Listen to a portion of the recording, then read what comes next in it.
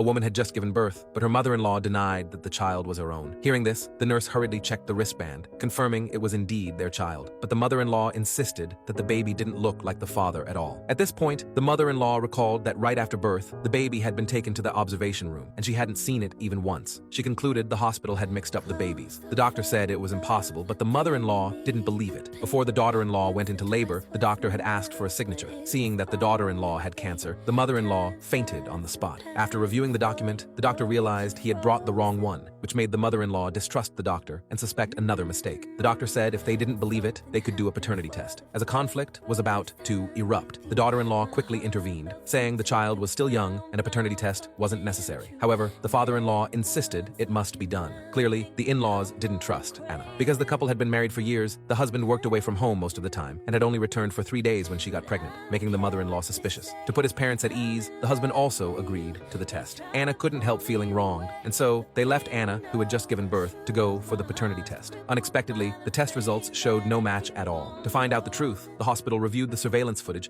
and found no gaps or errors. They believed there was only one possibility: the mother had been unfaithful. The department head asked Mary to persuade the mother to admit it voluntarily. Then, while the family was away, Mary told Anna the truth, but Anna only smiled, saying she had not been unfaithful. When her husband was away, her mother-in-law watched her every day. Because of this, she had declined all social activities. She begged Mary to prove her innocence. However, the family brought in journalists to report on the matter. The department head clarified the hospital was not at fault, and the journalists immediately understood it might be a case of infidelity. But due to insufficient evidence, the journalists left. Overwhelmed by despair, Anna began experiencing excessive drowsiness. To prove her innocence, the hospital retrieved DNA samples for a more precise test. It was discovered the child was indeed biologically theirs, the result of her husband having a rare chimeric gene.